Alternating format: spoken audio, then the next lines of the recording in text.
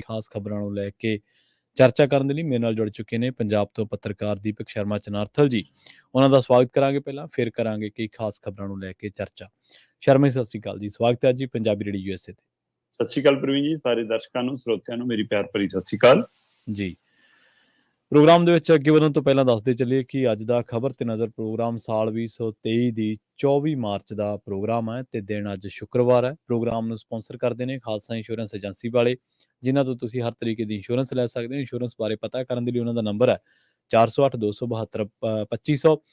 Covered California, Obama care ਤੇ Medicare ਨੂੰ ਲੈ ਕੇ ਅਮਰੀਕਾ ਦੇ ਸਾਰੇ ਸੂਬਿਆਂ ਦੇ ਵਿੱਚ ਇਹ ਸੇਵਾਵਾਂ ਦਿੰਦੇ ਨੇ। ਇਹਨਾਂ ਸੇਵਾਵਾਂ ਦਾ ਲਾਭ ਉਠਾਉਣ ਦੇ ਲਈ ਅੱਜ ਹੀ ਡਾਇਲ ਕਰੋ 408272 2500। ਟਿਰਕੇਨਾ ਇਮੀਗ੍ਰੇਸ਼ਨ ਲਾ ਫਰਮ ਵਾਲੇ ਜੇ ਟਿਰਕੇਨਾ, ਟੌਨੀ ਟਿਰਕੇਨਾ ਦੇ ਨਾਲ ਤੁਸੀਂ US ਇਮੀਗ੍ਰੇਸ਼ਨ ਬਾਬਤ ਕੋਈ ਵੀ ਸਲਾਹ ਕਰਨੀ ਹੈ, ਕੋਈ ਸਵਾਲ ਪੁੱਛਣਾ, ਤੇ ਉਹਨਾਂ ਦਾ ਨੰਬਰ ਹੈ 4159090503।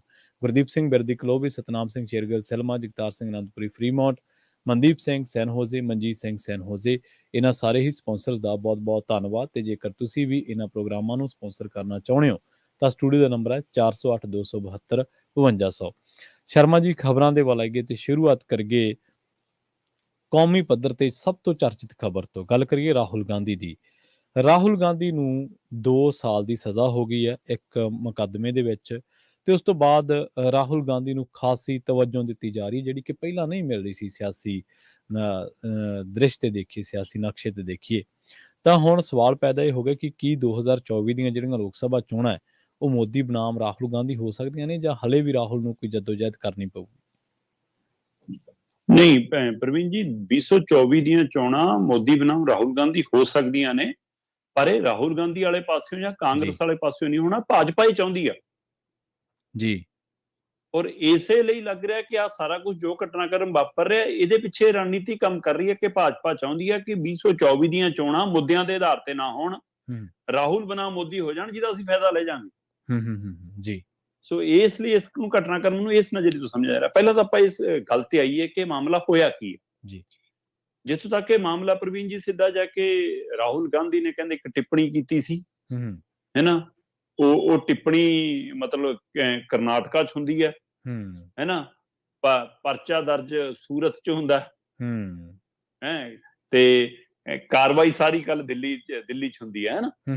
ਸੋ ਅਸੀਂ ਇਹ ਦੇਖੋ ਤੇ ਪੜਾਦਰ ਪੜਾ ਸਮਝੋ ਕਿ ਹੁਣ ਉਹ ਬੋਲਾਂ ਤੇ ਜਾਣ ਦੀ ਲੋੜ ਹੈ। ਅਸਲ ਚ ਉਹਨਾਂ ਨੇ ਉਹ ਕਿੰਨੇ ਹੀ ਹੈ ਨਾ, ਜਿਹੜੇ ਉਹ ਨੀਰਵ ਮੋਦੀ ਹੈ ਨਾ, ਲਲਿਤ ਮੋਦੀ, ਏਦਾਂ 4-5 ਜਿਹੜੇ ਉਹ ਸੀਗੇ, ਉਹਨਾਂ ਸਾਰਿਆਂ ਦੇ ਨਾਂ ਪੁੱਛਦਿਆਂ ਉਹਨਾਂ ਨੇ ਪੁੱਛਿਆ ਕਿ ਜਿੰਨਿਆਂ ਨੇ ਭਾਰਤ ਦਾ ਪੈਸਾ ਲੁੱਟਿਆ, ਦੇਸ਼ ਦਾ ਖਜ਼ਾਨਾ ਲੁੱਟਿਆ, ਠੱਗੀ ਠੋਰੀ ਲਾਈ ਤੇ ਹੁਣ ਫਰਾਰ ਹੋ ਗਏ, ਲੁਕ ਗਏ, ਕਿ ਕੀ ਸਾਰੇ ਮੋਦੀ ਸਰਨੇਮ ਵਾਲੇ ਹੀ ਚੋਰ ਨੇ? ਉਹਨਾਂ ਨੇ ਤਾਂ ਪੁੱਛਿਆ ਕਿ ਇਹ ਜਿਹੜੇ ਸਾਰੇ ਚੋਰ ਨੇ ਉਹ ਮੋਦੀ ਸਰਨੇਮ ਵਾਲੇ ਕਿਉਂ ਨੇ? ਜੀ। ਉਹਨਾਂ ਨੇ ਇਹ ਨਹੀਂ ਕਿਹਾ ਕਿ ਸਾਰੇ ਚੋਰ ਮੋਦੀ ਨੇ। ਹੁਣ ਇਸ ਤਕਨੀਕੀ ਪੱਖ ਤੋਂ ਮਤਲਬ ਕਿ ਸਮਝਣ ਦੀ ਲੋੜ ਸੀਗੀ ਕਿ ਉਹਨਾਂ ਨੇ ਤਾਂ ਸਵਾਲ ਜਿਵੇਂ ਪੁੱਛਿਆ, ਉਹਨਾਂ ਰਾਹੁਲ ਗਾਂਧੀ ਨੇ ਸਵਾਲ ਪੁੱਛਿਆ ਜੀ ਕਿ ਭਾਈ ਆ ਵੀ ਫਸਿਆ, ਆ ਵੀ ਮੋਦੀ ਆ, ਆ ਫਸਿਆ, ਆ ਵੀ ਮੋਦੀ ਆ, ਆ ਵੀ ਫਰਾਰ ਹੋਇਆ, ਆ ਵੀ ਮੋਦੀ ਆ, ਤਾਂ ਕੀ ਮਤਲਬ ਕਿ ਸਾਰੇ ਜਿਹੜੇ ਚੋਰ ਨੇ ਉਹ ਮੋਦੀ ਸਰਨੇਮ ਵਾਲੇ ਕਿਉਂ ਨੇ?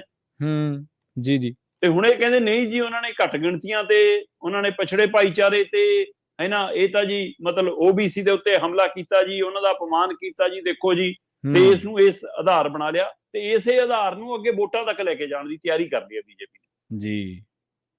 ਤੇ ਇਹ ਕਹਿੰਦੇ ਇਸ ਮਸਲੇ ਤੇ ਹੁਣ ਅਦਾਲਤ ਚਲਾ ਗਿਆ ਮਾਮਲਾ। ਠੀਕ ਹੈ। ਜਦੋਂ ਅਦਾਲਤ ਗਿਆ ਪ੍ਰਵੀਨ ਜੀ, ਆ ਪਿਛਲੇ ਸਾਲਾਂ 'ਚ ਨਿਯਮ ਤਬਦੀਲ ਹੋਇਆ ਕਿ ਜੇਕਰ 2 ਸਾਲ ਜਾਂ 2 ਸਾਲ ਤੋਂ ਵੱਧ ਦੀ ਸਜ਼ਾ ਹੋ ਜਵੇ ਫਿਰ ਤੁਹਾਡੀ ਮੈਂਬਰੀ ਰੱਦ ਹੋ ਸਕਦੀ ਆ ਜੀ, ਤੇ ਜੇਕਰ ਤੁਹਾਨੂੰ ਜੇਲ੍ਹ ਜਾਣਾ ਪੈ ਜਵੇ ਫਿਰ ਤੁਸੀਂ ਉਹ 2 ਸਾਲ ਤੇ 6 ਸਾਲ ਅਗਲੇ 8 ਸਾਲ ਤੁਸੀਂ ਚੋਣ ਨਹੀਂ ਲੜ ਸਕਦੇ। 8 ਸਾਲ ਦਾ ਮਤਲਬ 2 ਇਲੈਕਸ਼ਨ ਹੋ ਗਏ ਜੀ। ਜੇ 5-5 ਸਾਲ ਦੇ ਵਕਫੇ ਨਾਲ ਦੇਖੋ, ਹਾਂਜੀ, 2 ਤਾਂ ਕਵਰ ਹੋ ਸਕਦੇ, 2 ਚੋਣਾਂ ਗਈਆਂ ਤੁਹਾਡੀਆਂ, 10 ਸਾਲ ਗਏ ਜੀ। ਤੇ ਇਸ ਹਿਸਾਬ ਦੇ ਵਿੱਚ ਫਾਰਮੂਲੇ ਦੇ ਵਿੱਚ ਰਾਹੁਲ ਗਾਂਧੀ ਘਿਰ ਗਏ। ਅਦਾਲਤ ਨੇ ਉਹਨਾਂ ਦੇ ਉੱਤੇ ਇਹ ਫੈਸਲਾ ਸੁਣਾਇਆ ਤੇ 2 ਸਾਲ ਦੀ ਸਜ਼ਾ ਦਿੱਤੀ। ਇਹ ਮਾਣਹਾਨੀ ਦਾ ਮਾਮਲਾ, ਅਪਰਾਧਿਕ ਮਾਮਲਾ ਸਾਬਤ ਹੋਇਆ, ਤੇ ਜਿਹਦੇ ਵਿੱਚ ਦੇਖੋ ਤਕਨੀਕੀ ਪੱਖ ਤੋਂ, ਕਾਨੂੰਨੀ ਪੱਖ ਤੋਂ ਸਮਝੋਗੇ ਤਾਂ ਸਾਰਾ ਕੁਝ ਸਹੀ ਆ ਜੀ, ਤੇ ਪਰ ਜਿੰਨੀ ਤੇਜ਼ੀ ਹੋਈ ਆ ਉਹ ਤੇਜ਼ੀ ਹੈਰਾਨ ਕਰਦੀ ਆ ਕਿ ਫੈਸਲਾ ਆਉਣ ਤੋਂ ਬਾਅਦ ਵਿਅਕਤੀ ਕੋਲ 3 ਮਹੀਨੇ ਦਾ ਸਮਾਂ ਹੈ ਕਿ ਉਹ ਉੱਪਰਲੀ ਅਦਾਲਤ 'ਚ ਜਾ ਕੇ ਅਪੀਲ ਪਾ ਸਕਦਾ। ਠੀਕ ਹੈ। ਪਰ ਇੱਧਰ 30 ਘੰਟੇ ਨਹੀਂ ਲੰਘਣ ਦਿੱਤੇ, ਜਦੇ ਕਹਿੰਦੇ ਜੀ ਮੈਂਬਰੀ ਰੱਦ। ਆ ਫੈਸਲਾ ਰਾਜਨੀਤੀ ਤੋਂ ਪ੍ਰੇਰਿਤ ਲੱਗਦਾ ਜੀ। ਤੇ ਕਾਂਗਰਸ ਵਾਲਿਆਂ ਨੂੰ ਤਾਂ ਇਹ ਵੀ ਲੱਗਦਾ ਕਿ ਕੋਰਟ ਦਾ ਫੈਸਲਾ ਵੀ ਇਹਨਾਂ ਨੇ ਕਰਾਇਆ, ਜਦੋਂ ਕਿ ਅਸੀਂ ਅਦਾਲਤ ਤੇ ਸਵਾਲ ਖੜਾ ਨਹੀਂ ਕਰਦੇ। ਅਸੀਂ ਅਦਾਲਤੀ ਫੈਸਲੇ ਦੇ ਉੱਤੇ ਕੋਈ ਸਵਾਲੇ ਚਿੰਨ੍ਹ ਨਹੀਂ ਲਾਉਂਦੇ, ਪਰ ਜਿਸ ਕਦਰ ਪਿਛਲੇ ਕੁਝ ਫੈਸਲੇ ਇਦਾਂ ਦੇ ਲੱਗਣ ਲੱਗੇ ਨੇ, ਉਹਦੇ ਵਿੱਚੋਂ ਕਾਂਗਰਸੀ ਕਹਿੰਦੇ ਨਹੀਂ ਜੀ, ਤਾਂ ਅਦਾਲਤ ਦਾ ਫੈਸਲਾ ਵੀ ਇਹਨਾਂ ਨੇ ਕਰਾਇਆ ਜੀ। ਤੇ ਇਹ ਸਾਰੇ ਘਟਨਾਕ੍ਰਮ ਤੋਂ ਬਾਅਦ ਹੁਣ ਰਾਹੁਲ ਗਾਂਧੀ ਕੋਲ ਕੀ ਬਦਲ ਬਚਿਆ, ਜੇਕਰ ਉਸ ਗੱਲ ਤੇ ਗੌਰ ਕਰਨੀ ਹੋਵੇ। ਪਹਿਲੀ ਗੱਲ ਤਾਂ ਇਹ ਹੈ ਕਿ ਰਾਹੁਲ ਗਾਂਧੀ ਉੱਪਰਲੀ ਅਦਾਲਤ ਜਾ ਸਕਦੇ ਨੇ, ਉਹਨਾਂ ਕੋਲ ਹਾਈ ਕੋਰਟ ਦਾ ਤੇ ਸੁਪਰੀਮ ਕੋਰਟ ਤੱਕ ਦਾ ਵੀ ਰਾਹ ਬਚਿਆ ਜੀ। ਤੇ ਉੱਥੇ ਜਾ ਕੇ ਜੇਕਰ ਉਹ ਇਸ ਫੈਸਲੇ ਨੂੰ ਚੁਣੌਤੀ ਦੇਣ 'ਚ ਕਾਮਯਾਬ ਹੁੰਦੇ ਨੇ, ਇਸ ਫੈਸਲੇ ਤੇ ਰੋਕ ਲਵਾਉਣ 'ਚ ਕਾਮਯਾਬ ਹੁੰਦੇ ਨੇ, ਫਿਰ ਉਹਨਾਂ ਦੀ ਮੈਂਬਰਸ਼ਿਪ ਬਚ ਸਕਦੀ ਹੈ। ਠੀਕ ਹੈ। ਜੇਕਰ ਉਹ ਇਹ ਕਹਿੰਦੇ ਨੇ ਕਿ ਹਾਂ ਮਤਲਬ ਕਿ ਇਸ ਦੇ ਉੱਤੇ ਸੁਣਵਾਈ ਹੋਣੀ ਚਾਹੀਦੀ ਹੈ, ਮਾਮਲਾ ਅੱਗੇ ਚੱਲਦਾ ਹੈ ਨਾ, ਪਰ ਫਿਲਹਾਲ ਰੋਕ ਲੱਗਦੀ ਹੈ, ਤਦ ਉਹ ਚੋਣ ਲੜਨ ਵਾਲੇ ਪ੍ਰੋਸੀਜਰ 'ਚ ਵੀ ਆ ਸਕਦੇ ਨੇ ਜੀ। ਅੱਛਾ, ਦੋ ਤਰੀਕੇ ਨੇ, ਇੱਕ ਤਾਂ ਹੈ ਉਹਨਾਂ ਕੋਲ ਇਹ ਮੈਂਬਰੀ ਬਚਾਉਣ ਦਾ, ਠੀਕ ਹੈ, ਦੂਜਾ ਹੈ ਕਿ ਮੇਰੇ ਚੋਣ ਲੜਨ ਦਾ ਅਧਿਕਾਰ। ਸੋ ਦੋਵਾਂ ਦੇ ਵਿੱਚੋਂ ਕਿਧਰੇ ਪਾਸੇ ਨੂੰ ਵਧਣਗੇ, ਇਹ ਪੱਖ ਆ। ਪਰ ਜੇਕਰ ਉਹਨਾਂ ਨੂੰ ਜੇਲ੍ਹ ਜਾਣਾ ਪੈ ਗਿਆ, ਬੇਸ਼ੱਕ ਹੁਣ ਜ਼ਮਾਨਤ ਮਿਲ ਗਈ ਆ, ਮੈਂ ਕਿਹਾ 3 ਮਹੀਨੇ ਦੀ ਉਹਨਾਂ ਕੋਲ ਜ਼ਮਾਨਤ ਹੈਗੀ ਆ ਜੀ, ਸੋ ਉਸ ਦੌਰਾਨ ਉਹ ਅਗਲੀ ਸੁਣਵਾਈ ਲਈ ਚੱਲ ਜਾਣਗੇ, ਅਪੀਲ ਕਰ ਲੈਣਗੇ। ਪਰ ਜੇਕਰ ਉਹਨਾਂ ਨੂੰ ਜੇਲ੍ਹ ਜਾਣਾ ਪੈਂਦਾ, ਫਿਰ ਉਹ 8 ਸਾਲ ਚੋਣ ਨਹੀਂ ਲੜ ਸਕਦੇ, 2 ਸਾਲ ਅੰਦਰ ਤੇ 6 ਸਾਲ। ਹੁਣ ਇਹ ਤਿੰਨਾਂ ਫਾਰਮੂਲੇ ਤੇ ਜਦੋਂ ਗੱਲ ਕਰਦੇ ਤਾਂ ਮਾਹਿਰਾਂ ਦਾ ਇਹ ਮੰਨਣਾ, ਜਿਹੜੇ ਰਾਜਨੀਤਿਕ ਮਾਹਰ ਨੇ, ਉਹ ਕਹਿੰਦੇ ਬੇਸ਼ੱਕ ਗਾਂਧੀ ਪਰਿਵਾਰ ਦਾ ਇਹ ਤੀਜਾ ਬੰਦਾ ਹੈ ਜਿਹਦੀ ਮੈਂਬਰਸ਼ਿਪ ਰੱਦ ਹੋਈ ਆ। ਠੀਕ ਹੈ। ਪਹਿਲਾਂ ਇੰਦਰਾ ਦੀ ਰੱਦ ਹੋਈ ਸੀ, ਫਿਰ ਸੋਨੀਆ ਦੀ ਰੱਦ ਹੋਈ, ਤੇ ਹੁਣ ਰਾਹੁਲ ਗਾਂਧੀ ਆ। ਪਰ ਇੰਦਰਾ ਦੀ ਜਿਹੜੀ ਰੱਦ ਹੋਈ ਸੀ ਉਹ ਵੀ ਅਪਰਾਧਿਕ ਮਾਮਲਾ ਨਹੀਂ ਸੀ। ਠੀਕ ਹੈ। ਠੀਕ ਹੈ। ਜਿਹੜੀ ਸੋਨੀਆ ਦੀ ਰੱਦ ਹੋਈ ਸੀ ਉਹ ਵੀ ਅਪਰਾਧਿਕ ਮਾਮਲਾ ਨਹੀਂ ਸੀ, ਉਹ ਇੱਕ ਤੋਂ ਵੱਧ ਅਹੁਦਿਆਂ ਦੇ ਮਤਲਬ ਉਹ ਰਹਿਣ ਵਾਲਾ ਮਾਮਲੇ 'ਚ ਉਹਦੀ ਰੱਦ ਕਰ ਦਿੱਤੀ ਗਈ ਸੀ ਕਿ ਉਹ ਪ੍ਰਧਾਨ ਵੀ ਹੈ ਜੀ, ਉਹ ਇੱਧਰ ਵੀ ਹੈ, ਚੇਅਰਮੈਨ ਵੀ ਹੈ ਜੀ, ਹੈਨਾ। ਤੇ ਇਸੇ ਤਰ੍ਹਾਂ ਮਤਲਬ ਮੈਂ ਦੇਖ ਰਿਹਾ ਸੀ ਇੰਦਰਾ ਗਾਂਧੀ ਨੂੰ ਵੀ ਚੋਣ ਦੇ ਵਿੱਚ ਇੱਕ ਵਾਰ ਮਤਲਬ ਕਿ ਚੋਣ ਪ੍ਰਕਿਰਿਆ ਦਾ ਦੋਸ਼ੀ ਮੰਨਦਿਆਂ ਹੋਇਆ, ਹੈਨਾ, ਉਹਦੀ ਰੱਦ ਕੀਤੀ ਗਈ। ਸੋ ਉਹ ਹੋਰ ਤਰ੍ਹਾਂ ਦੇ ਤਰੀਕੇ ਸੀ, ਪਰ ਇਹਦਾ ਅਪਰਾਧਿਕ ਮਾਮਲਾ ਬਣ ਗਿਆ ਜੀ, ਮਾਣਹਾਨੀ ਦਾ ਮਾਮਲਾ ਬਣ ਗਿਆ, ਹੈਨਾ ਜੀ। ਤੇ ਇਸ ਲਈ ਪਰ ਇਹ ਤਿੰਨੇ, ਪਰ ਜਿਹੜੇ ਮਾਹਰ ਨੇ ਰਾਜਨੀਤਿਕ, ਉਹ ਕਹਿੰਦੇ ਕਿ ਰਾਹੁਲ ਗਾਂਧੀ ਨੇ ਜ਼ਮਾਨਤ ਲੈ ਕੇ ਗਲਤੀ ਕਰ ਲਈ। ਠੀਕ ਹੈ। ਅੱਛਾ, ਉਹ ਕਹਿੰਦੇ ਅੰਦਰ ਚਲਾ ਜਾਂਦਾ। ਪਰ ਕੀ ਇਹ ਫਿਕਰ ਸੀ ਕਿ ਕਿਤੇ ਮੈਂ ਚੋਣ ਤੋਂ ਬਾਹਰ ਨਾ ਹੋ ਜਾਵਾਂ? ਪ੍ਰਵੀਨ ਜੀ, ਜਦੋਂ ਕ੍ਰਿਕਟ ਮੈਚ ਚੱਲਦਾ ਨਾ ਜੀ, ਤਾਂ ਆਪਾਂ ਉਹ ਖਿਡਾਰੀ ਵੀ ਦੇਖੇ ਜਿਹੜੇ 90 ਤੋਂ ਬਾਅਦ ਜਾ ਕੇ ਬਹੁਤ ਹੌਲੀ ਖੇਲਣ ਲੱਗ ਜਾਂਦੇ ਨੇ। ਹਾਂਜੀ, ਦੇਖਿਆ ਕਿ 100 ਪੂਰਾ ਕਰਨਾ। ਉਹ 'ਚ ਭਾਰਤ ਦਾ ਵੀ ਇੱਕ ਬਹੁਤ ਨਾਮੀ ਖਿਡਾਰੀ ਇਸ ਗੱਲ ਲਈ ਮੰਨਿਆ ਜਾਂਦਾ ਰਿਹਾ। ਹਾਂਜੀ। ਪਰ ਅਸੀਂ ਆ ਧੋਨੀ, ਕੋਹਲੀ, ਹੈਨਾ, ਕਿੰਨੇ ਨਵੇਂ ਮੁੰਡੇ ਇਹ ਵੀ ਦੇਖੇ ਨੇ ਜਿਹੜੇ ਨਾ ਸਕੋਰ ਬੋਰਡ ਦੇਖਦੇ ਨੇ, ਨਾ ਆਪਣੇ ਰਨ ਦੇਖਦੇ ਨੇ, ਉਹ ਦੇਖਦੇ ਨੇ ਕਿ ਜਿਤਾਉਣ ਲਈ ਕਿਹੜੀ ਗੇਮ ਜ਼ਰੂਰੀ ਆ, ਕਿ ਚੌਕਾ ਮਾਰਨਾ, ਛੱਕਾ ਮਾਰਨਾ ਜ਼ਰੂਰੀ ਹੈ ਜਾਂ ਟਿੱਕੇ ਖੇਡਣਾ ਜ਼ਰੂਰੀ ਆ। ਸੋ ਇਸ ਲਈ ਇਸ ਮੌਕੇ ਰਾਹੁਲ ਗਾਂਧੀ ਆਪਣੀ ਸੈਂਚੁਰੀ ਲਈ ਜ਼ਮਾਨਤ ਲੈ ਗਿਆ ਕਿ ਮੈਂ ਨਾ ਚੋਣ ਪੀੜੀ ਚੋਂ ਬਾਹਰ ਹੋ ਜਾਵਾਂ, ਜਾਂ ਟੀਮ ਨੂੰ ਜਿਤਾਉਣਾ, ਜੇ ਪਾਰਟੀ ਨੂੰ ਜਿਤਾਉਣਾ ਹੁੰਦਾ ਤਾਂ ਉਹ ਫਰੰਟ ਫੁੱਟ ਤੇ ਖੇਡਦਾ ਕਿ ਭੇਜੋ ਜੇਲ੍ਹ, ਕੋਈ ਗੱਲ ਨਹੀਂ। ਫਿਰ ਉਹ ਪਾਰਟੀ ਲਈ ਕੰਮ ਕਰਦਾ ਨਜ਼ਰ ਆਉਂਦਾ। ਇੱਥੇ ਉਹ ਨਿੱਜ ਲਈ ਲੱਗਿਆ ਜਦੋਂ ਉਹਨੇ ਜ਼ਮਾਨਤ ਲੈ ਲਈ ਜੀ। ਪਰ ਮਾਹਿਰਾਂ ਦਾ ਮੰਨਣਾ ਸੀ ਕਿ ਜੇ ਜ਼ਮਾਨਤ ਨਾ ਲਈ ਹੁੰਦੀ ਫਿਰ ਉਹਦੇ ਲਈ ਇਹ ਮੌਕਾ ਵੱਡਾ ਬਣ ਸਕਦਾ ਸੀ। ਹਾਂ, ਹੁਣ ਵੀ ਚਰਚਾ 'ਚ ਵੀ ਆ ਗਈ ਕਾਂਗਰਸ। ਠੀਕ ਹੈ। ਜਿਹੜੀ ਉਹ ਭਾਰਤ ਜੋੜੋ ਯਾਤਰਾ 'ਚ ਉਹਨਾਂ 'ਚ ਹਵਾ ਭਰ ਹੋ ਗਈ ਸੀ ਚੰਗੀ, ਉਹ ਹਵਾ ਪਿਛਲੇ ਦਿਨਾਂ 'ਚ ਨਿਕਲਣੀ ਸ਼ੁਰੂ ਹੋ ਗਈ ਸੀ, ਮੁੜ ਕੇ ਠੰਡੇ ਪਾਸੇ ਚਲੀ ਗਈ ਸੀ ਕਾਂਗਰਸ। ਪਰ ਇਸ ਘਟਨਾਕ੍ਰਮ ਨੂੰ ਦੁਬਾਰਾ ਚਰਚਾ 'ਚ ਲਿਆਤਾ, ਮੀਡੀਆ 'ਚ ਲਿਆਤਾ, ਸੁਰਖੀਆਂ 'ਚ ਲਿਆਤਾ। ਇੱਥੇ ਬਦਨਾਮੀ ਨਾਲ ਵੀ ਚਰਚਾ ਹੁੰਦੀ ਹੈ ਨਾ ਰਾਜਨੀਤੀ 'ਚ, ਸੋ ਚਰਚਾ ਵੀ ਹੋ ਗਈ। ਚਰਚਾ ਦੇ ਨਾਲ ਨਾਲ ਇਹ ਵੀ ਫਾਇਦਾ ਹੋ ਗਿਆ ਕਿ ਮਮਤਾ ਅਖਿਲੇਸ਼ ਵਰਗੇ ਵੀ ਫਿਲਹਾਲ ਨਾਲ ਆ ਗਏ ਜੀ, ਇਹ ਵੀ ਫਾਇਦਾ ਹੋ ਗਿਆ। ਪਰ ਇਹ ਤੋਂ ਅੱਗੇ ਕੀ ਬੀਜੇਪੀ ਦੀ ਚਾਲ 'ਚ ਫਸ ਰਹੀ ਹੈ ਕਾਂਗਰਸ ਜਾਂ ਰਾਹੁਲ ਗਾਂਧੀ? ਕਹਿੰਦੇ ਕਿ ਬੀਜੇਪੀ ਅੰਦਰ ਖਾਤੇ 2 ਫਾਰਮੂਲੇ ਤੇ ਕੰਮ ਕਰੇ। ਇੱਕ ਤਾਂ ਇਸ ਬਿਆਨ ਨੂੰ ਓਬੀਸੀ ਨਾਲ ਜੋੜ ਕੇ ਦੇਸ਼ ਭਰ 'ਚ ਲੈ ਜਾਓ। ਠੀਕ ਹੈ। ਕਿ ਓਬੀਸੀ ਦਾ ਅਪਮਾਨ ਜੀ, ਹੈ ਨਾ, ਤੇ ਮਤਲਬ ਇਸ ਮਾਮਲੇ ਤੇ ਉਹਨੂੰ ਲੈ ਜਾਓ ਕਿ ਦੇਖੋ ਜੀ ਇਹਨੇ ਤਾਂ ਅਪਮਾਨ ਕੀਤਾ। ਦੂਸਰੇ ਪਾਸੇ ਕਹਿੰਦੇ ਕਿ ਇਸ ਨੂੰ ਏਦਾਂ ਬਣਾ ਲਓ ਕਿ ਫਿਰ ਮੋਦੀ ਦੇ ਖਿਲਾਫ ਆ ਜਾਵੇ। ਤੁਹਾਡੇ ਧਿਆਨ 'ਚ ਹੋਣਾ, ਪਹਿਲਾਂ ਵੀ ਜਦੋਂ ਪਿਛਲੀ ਵਾਰ ਵੀ ਇੱਕ ਵਾਰ ਰਾਹੁਲ ਬਨਾਮ ਮੋਦੀ ਬਣੀਆਂ ਸੀਗੀਆਂ, ਤਦ ਵੀ ਉਹ ਬਫੋਰਸ ਘਟਾਲਾ ਜੀ, ਹੈ ਨਾ, ਜਾਂ ਇੱਧਰ ਸਰਹੱਦ ਵਾਲੇ ਮਸਲੇ ਜੀ ਸਾਡੇ, ਉਹ ਮਸਲਿਆਂ 'ਚ ਇੱਕ ਦੂਜੇ ਖਿਲਾਫ ਬਿਆਨਬਾਜ਼ੀ ਆ ਗਈ ਸੀ ਸਿੱਧੀ, ਤੇ ਉਸ ਬਿਆਨਬਾਜ਼ੀ ਦੇ ਵਿੱਚੋਂ ਰਾਹੁਲ ਬਨਾਮ ਮੋਦੀ ਹੋਣ ਲੱਗਿਆ ਸੀ ਜੀ, ਹੈ ਨਾ। ਤੇ ਇਹੀ ਬੀਜੇਪੀ ਨੂੰ ਲੱਗਦਾ ਕਿ ਇਸ ਫਾਰਮੂਲੇ ਤੇ ਸਾਨੂੰ ਚੋਣ ਲੜ ਕੇ ਜਿੱਤਣਾ ਆਸਾਨ ਹੈ। ਜੇਕਰ ਅਸੀਂ ਮਹਿੰਗਾਈ ਤੇ ਆਏ, ਜੇਕਰ ਅਸੀਂ ਭਾਈਚਾਰਕ ਸਾਂਝ ਤੇ ਆਏ, ਜੇਕਰ ਸੂਬਿਆਂ ਦੀ ਹੱਕਾਂ ਦੀ ਮੰਗਾਂ ਤੇ ਆਏ, ਜੇਕਰ ਅਸੀਂ ਦੇਸ਼ ਦੀ ਸਰਕਾਰ ਦੇ ਆਪਣੇ ਦੇ ਰਿਪੋਰਟ ਕਾਰਡ ਦੇ ਆਧਾਰ ਤੇ, ਤਾਂ ਅਸੀਂ ਫੇਲ ਆ। ਜੇ ਪ੍ਰਾਈਵੇਟਕਰਨ ਸਰਕਾਰੀਕਰਨ ਦੇ ਫਾਰਮੂਲੇ ਤੇ, ਤਾਂ ਅਸੀਂ ਫੇਲ ਆ। ਜੇਕਰ ਆਪਣੇ ਵਾਅਦਿਆਂ ਤੇ ਆਏ, ਜਿਹੜੇ ਸੀ ਦਮ ਭਰੇ ਸੀ ਕਿ ਇੰਨੀ ਦੇਰ 'ਚ 2 ਕਰੋੜ ਨੌਕਰੀਆਂ ਆ ਲਓ ਜੀ, ਤੁਹਾਡੇ ਖਾਤੇ 'ਚ 15-15 ਲੱਖ, ਕਿਸਾਨਾਂ ਦੀ ਆਮਦਨ ਦੁੱਗਣੀ ਜੀ, ਹੈ ਨਾ, ਜੇਕਰ ਇਹਨਾਂ ਚੀਜ਼ਾਂ ਤੇ ਆਏ ਫਿਰ ਅਸੀਂ ਫੇਲ ਆ। ਇਸ ਲਈ ਬੀਜੇਪੀ ਨੂੰ ਲੱਗਦਾ ਕਿ ਧਰਮ ਦਾ ਪੱਤਾ, ਜਾਤ ਦਾ ਪੱਤਾ, ਤੇ ਉਹ ਤੋਂ ਬਾਅਦ ਮੋਦੀ ਬਨਾਮ ਰਾਹੁਲ ਜੀ। ਸੋ ਕੀ ਹੁਣ ਇਹ ਸਾਰਾ ਘਟਨਾਕ੍ਰਮ ਉੱਥੇ ਤੱਕ ਲਿਆਊਗਾ? ਪਰ ਇਹਦੇ ਵਿੱਚੋਂ ਇੱਕ ਗੱਲ ਹੋਰ ਗੌਰ ਕਰਨ ਵਾਲੀ ਆ ਪ੍ਰਵੀਨ ਜੀ, ਉਹ ਗੱਲ ਇਹ ਆ ਕਿ ਇੰਨੀ ਤੇਜ਼ੀ ਅਦਾਲਤ ਕੀ ਹੁਣ ਸਾਰੇ ਫੈਸਲਿਆਂ 'ਚ ਦਿਖਾਇਆ ਕਰੂਗੀ ਜੀ। ਇੱਕ ਬੀਬੀ ਕਾਂਗਰਸ ਦੀ ਆ, ਉਹ ਕਹਿੰਦੀ ਜੀ ਮੈਨੂੰ ਵੀ ਸਰੂਪਨਖਾ ਕਿਹਾ ਸੀ, ਅੱਛਾ, ਹੁਣ ਕਹਿੰਦੀ ਮੈਂ ਪਾਉਣੀ ਆ ਕੇਸ, ਠੀਕ ਹੈ, ਤੇ ਫਿਰ ਦੇਖਦੀ ਆ ਕਿ ਕਿੰਨੀ ਕੁ ਤੇਜ਼ੀ ਨਾਲ ਕਾਰਵਾਈ ਹੁੰਦੀ ਆ। ਅੱਛਾ, ਤੇ ਜੇਕਰ ਇਸੇ ਤੇਜ਼ੀ ਦਾ ਹਵਾਲਾ ਲੈਣਾ ਹੋਵੇ ਕਿ ਮਾਨਹਾਨੀ ਮਾਮਲੇ 'ਚ ਕਿੰਨੀ ਤੇਜ਼ੀ ਹੁੰਦੀ ਆ ਪ੍ਰਵੀਨ ਜੀ, ਤਾਂ ਅਰਵਿੰਦ ਕੇਜਰੀਵਾਲ 11 ਕੇਸਾਂ 'ਚ ਉਲਝਿਆ ਹੋਇਆ ਮਾਨਹਾਨੀ ਦੇ, ਠੀਕ ਹੈ, ਅੱਛਾ ਜੀ ਜੀ। ਇਸੇ ਤਰ੍ਹਾਂ ਮਨੀਸ਼ ਸਿਸੋਦੀਆ ਨੇ ਭਾਜਪਾਈ ਆਗੂਆਂ ਤੇ, ਚਾਹੇ ਉਹ ਮਨੋਜ ਤਿਵਾੜੀ ਆ, ਚਾਹੇ ਉਹ ਪ੍ਰਵੇਸ਼ ਵਰਮਾ ਏ, ਚਾਹੇ ਉਹ ਹੰਸਰਾਜ ਹੰਸਾ, ਚਾਹੇ ਇਹਨਾਂ ਦਾ ਬੁਲਾਰਾ ਹਰੀਸ਼ ਖੁਰਾਣਾ ਏ, ਚਾਹੇ ਮਨਜਿੰਦਰ ਸਿਰਸਾ ਏ, ਇਹਨਾਂ ਸਾਰਿਆਂ ਤੇ ਕੇਸ ਕੀਤੇ ਹੋਏ ਨੇ। ਕਿੰਨੀ ਕੁ ਤੇਜ਼ੀ ਆਈ? ਕਦੇ ਸੁਣਿਆ? ਕਦੇ ਧਿਆਨ 'ਚ ਆਇਆ ਕਿ ਕੋਈ ਕਾਰਵਾਈ ਦੀ ਗੱਲ ਆਈ ਹੋਵੇ? ਕਦੇ ਛੇਤੀ ਫੈਸਲਾ ਹੋ ਗਿਆ? ਪੰਜਾਬ 'ਚ ਤੁਹਾਨੂੰ ਯਾਦ ਹੋਣਾ, ਅਰਵਿੰਦ ਕੇਜਰੀਵਾਲ ਤੇ ਸੰਜੇ ਸਿੰਘ ਹੋਰਾਂ ਨੇ ਜਿਵੇਂ ਮਜੀਠੀਆ ਵਾਲੇ ਮਾਮਲੇ 'ਚ ਘਿਰੇ ਸੀ, ਤੇ ਬਾਅਦ 'ਚੋਂ ਮਾਫੀ ਮੰਗ ਕੇ ਭੱਜ ਗਏ ਕੇਜਰੀਵਾਲ, ਤੇ ਉਸ ਗੱਲ 'ਚ ਭਗਵੰਤ ਵੀ ਨਾਰਾਜ਼ ਹੋ ਗਿਆ ਸੀ ਕੇਜਰੀਵਾਲ ਨਾਲ, ਤੇ ਪਰ ਉਸ ਮਾਮਲੇ 'ਚ ਸੰਜੇ ਅਜੇ ਵੀ ਤਰੀਕਾ ਭੁਗਤ ਰਿਹਾ ਜੀ। ਸੋ ਇੰਨੇ ਸਾਲ ਇਹਨਾਂ ਨਾਲ ਵਕਫਾ ਲੰਘ ਜਾਂਦਾ, ਤੇ ਰਾਹੁਲ ਗਾਂਧੀ ਵਾਲੇ ਮਾਮਲੇ ਜਿਵੇਂ ਫੈਸਲਾ ਸੁਣਾਇਆ, ਉੱਥੇ ਸਵਾਲ ਖੜਾ ਹੁੰਦਾ। ਫਿਰ ਕਾਂਗਰਸੀਆਂ ਦੇ ਸ਼ੰਕੇ ਚੋਬੇ ਸਹੀ ਨੇ ਕਿ ਕਿਤੇ ਇੰਨੀ ਤੇਜ਼ੀ ਲਿਆਂਦੀ ਤਾਂ ਨਹੀਂ ਗਈ ਸਪੈਸ਼ਲ ਚਾਬੀ ਦੇ ਕੇ ਜੀ ਜੀ।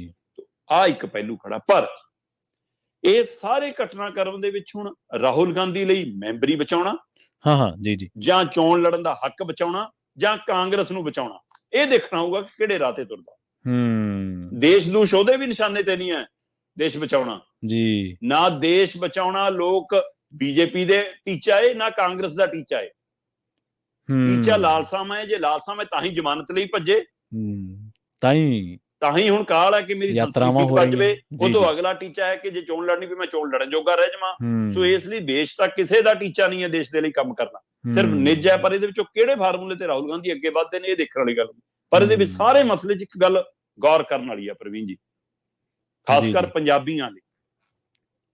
ਗੁਜਰਾਤ ਦੇ ਸੂਰਤ ਦੇ ਵਿੱਚ ਇਹ ਕੇਸ ਹੋਇਆ ਸੀ, ਜਿਸ ਕੇਸ ਦੇ ਉੱਤੇ ਫੈਸਲਾ ਆਇਆ ਔਰ 150 ਤੋਂ ਵੱਧ ਪੰਨਿਆਂ 'ਚ ਫੈਸਲਾ ਸੁਣਾਇਆ ਗਿਆ ਜੀ ਜੀ। ਤੇ ਪ੍ਰਵੀਨ ਜੀ 150 ਤੋਂ ਵੱਧ ਪੰਨਿਆਂ 'ਚ ਫੈਸਲਾ ਪਤਾ ਵੀ ਕਿਹੜੀ ਭਾਸ਼ਾ 'ਚ ਹੈ? ਇਹ ਗੁਜਰਾਤੀ 'ਚ ਹੈ ਜੀ। ਅੱਛਾ, ਇਹਦਾ ਮਤਲਬ ਗੁਜਰਾਤ 'ਚ ਆਪਾਂ ਪਹਿਲਾਂ ਵੀ ਗੱਲ ਕਰਦੇ ਰਹੇ ਕਿ ਗੁਜਰਾਤ 'ਚ ਹੇਠਲੀ ਅਦਾਲਤਾਂ 'ਚ ਗੁਜਰਾਤੀ ਭਾਸ਼ਾ 'ਚ ਕੰਮ ਹੁੰਦਾ, ਤੇ ਪੰਜਾਬ ਅੰਗਰੇਜ਼ਾਂ ਦਾ ਸੂਬਾ ਹੈ। ਸਹੀ ਹੈ, ਬਿਲਕੁਲ ਸਹੀ ਹੈ। ਪੰਜਾਬ ਦੀਆਂ ਅਦਾਲਤਾਂ ਦੇ ਵਿੱਚ ਪੰਜਾਬੀ 'ਚ ਕੰਮ ਕਿਉਂ ਨਹੀਂ ਹੁੰਦਾ? ਕਿਉਂ ਨਹੀਂ ਹੁੰਦਾ? ਬਿਲਕੁਲ ਸਹੀ ਹੈ। ਮੈਂ ਪੀੜਤ ਧਿਰਾਂ, ਮੈਂ ਵਕੀਲ ਕੀਤਾ, ਮੋਟੀ ਫੀਸ ਮੈਂ ਦਿੱਤੀ, ਵਕੀਲ ਉੱਥੇ ਜਿਰ੍ਹਾ ਕਰ ਰਿਹਾ ਵਿਰੋਧੀ ਧਿਰ ਦੇ ਵਕੀਲ ਨਾਲ, ਵਕੀਲ ਉੱਥੇ ਜੱਜ ਸਾਹਿਬ ਮੂਹਰੇ ਪੱਖ ਰੱਖ ਰਿਹਾ, ਮੈਨੂੰ ਪਤਾ ਹੀ ਨਹੀਂ ਮੇਰੇ ਹੱਕ 'ਚ ਬੋਲ ਰਿਹਾ ਕਿ ਵਿਰੋਧ 'ਚ ਬੋਲ ਰਿਹਾ। ਹਾਂਜੀ ਹਾਂਜੀ, ਬਿਲਕੁਲ। ਜੱਜ ਜਿਹੜਾ ਸਵਾਲ ਕਰਦਾ, ਵਕੀਲਾਂ ਨਾਲ ਗੱਲ ਕਰਦਾ, ਮੈਨੂੰ ਖੜੇ ਨੂੰ ਪਤਾ ਹੀ ਨਹੀਂ, ਮੈਂ ਤਾਂ ਉੱਥੇ ਬੁੱਤ ਬਣਿਆ ਖੜਾ ਕਿ ਹਾਂ ਪਤਾ ਨਹੀਂ ਕੀ ਹੋਊਗਾ। ਫੈਸਲਾ ਆ ਗਿਆ, ਮੇਰੇ ਹੱਕ 'ਚ ਆ ਗਿਆ, ਮੈਂ ਤਾਂ ਵੀ ਖੁਸ਼ੀ ਨਹੀਂ ਮਨਾ ਸਕਦਾ ਕਿਉਂਕਿ ਮੈਨੂੰ ਤਾਂ ਪੜ੍ਹਨਾ ਹੀ ਨਹੀਂ ਆਉਂਦਾ ਜੀ। ਸੋ ਆਹ ਧੱਕਾ ਕਿਉਂ ਹੈ? ਜੇ ਆਉਂਦਾ ਵੀ ਆ ਪੜ੍ਹਨਾ, ਜੇ ਮੈਨੂੰ ਸਮਝ ਵੀ ਆਉਂਦੀ ਅੰਗਰੇਜ਼ੀ, ਤਾਂ ਵੀ ਮੇਰਾ ਬੁਨਿਆਦੀ ਹੱਕ ਹੈ, ਮੇਰਾ ਕਾਨੂੰਨੀ ਹੱਕ ਹੈ ਕਿ ਮੈਨੂੰ ਮੇਰੀ ਭਾਸ਼ਾ 'ਚ ਇਨਸਾਫ ਮਿਲੇ। ਅੱਛਾ, ਬਿਲਕੁਲ ਸਹੀ ਹੈ। ਤੇ ਇਹ ਸਵਾਲ ਹੈ ਕਿ ਜੇਕਰ ਗੁਜਰਾਤ 'ਚ, ਬੰਗਾਲ 'ਚ, ਮਹਾਰਾਸ਼ਟਰ 'ਚ, ਕਰਨਾਟਕਾ 'ਚ, ਹੋਰ ਸੂਬਿਆਂ 'ਚ ਹੇਠਲੀਆਂ ਅਦਾਲਤਾਂ 'ਚ ਆਪਣੀ ਭਾਸ਼ਾ 'ਚ ਕੰਮ ਹੋ ਸਕਦਾ, ਹਰਿਆਣੇ ਨੇ ਤਾਂ ਹਾਈ ਕੋਰਟ 'ਚ ਕਰ ਲਿਆ ਕਿ ਅਸੀਂ ਹਿੰਦੀ 'ਚ ਕਰਾ ਲਾਂਗੇ, ਤੇ ਪੰਜਾਬ ਦੀ ਵਾਰੀ ਕੀ ਸਾਹ ਚੁੱਕਦਾ ਜੀ? ਪੰਜਾਬੀ ਨਾਲ ਇਹ ਧੱਕਾ ਕਿਉਂ ਹੈ? ਨਾ ਇਸ ਮਸਲੇ ਸਾਡੀਆਂ ਸਰਕਾਰਾਂ ਨੇ ਕੰਮ ਕੀਤਾ, ਨਾ ਇਸ ਮਸਲੇ ਸਾਡੇ ਵਕੀਲਾਂ ਨੇ ਕੰਮ ਕੀਤਾ, ਨਾ ਇਸ ਮਸਲੇ ਤੇ ਰਾਜਨੀਤਿਕ ਪਾਰਟੀਆਂ ਨੇ ਕੰਮ ਕੀਤਾ, ਨਾ ਸੰਗਠਨਾਂ ਨੇ ਕੰਮ ਕੀਤਾ। ਆ ਰਾਹੁਲ ਗਾਂਧੀ ਵਾਲੇ ਮਾਮਲੇ ਸਾਫ਼ ਹੋ ਗਿਆ ਕਿ ਅਗਲੇ ਨੇ 150 ਪੰਨਾ ਜੀ ਜੀ ਗੁਜਰਾਤੀ 'ਚ ਲਿਖ ਕੇ ਦਿੱਤਾ। ਹੁਣ ਰਾਹੁਲ ਗਾਂਧੀ ਕਹਿੰਦੇ ਅਨੁਵਾਦਕ ਲੱਭਦਾ ਫਿਰਦਾ ਕਿ ਪਹਿਲਾਂ ਅਨੁਵਾਦ ਕਰਾ ਲਵਾਂ ਇਹਦਾ ਅੰਗਰੇਜ਼ੀ 'ਚ, ਫਿਰ ਪਤਾ ਹੋਊਗਾ ਮੈਨੂੰ ਤਾਂ ਕੀ ਹੋਇਆ। ਸੋ ਕਰਾਉਣ ਜਿਹਨੇ ਕਰਾਉਣਾ, ਘੱਟੋ ਘੱਟ ਪੰਜਾਬ ਦੇ ਵਿੱਚ ਜਿਹੜੇ ਫੈਸਲੇ ਹੁੰਦੇ ਨੇ ਉਹ ਪੰਜਾਬੀ 'ਚ ਆਉਣੇ ਚਾਹੀਦੇ ਨੇ। ਇਸ ਮਸਲੇ ਤੇ ਇਹ ਪੱਖ ਤੋਂ ਵੀ ਸੋਚਣਾ ਬਹੁਤ ਜ਼ਰੂਰੀ ਹੈ ਜੀ ਜੀ।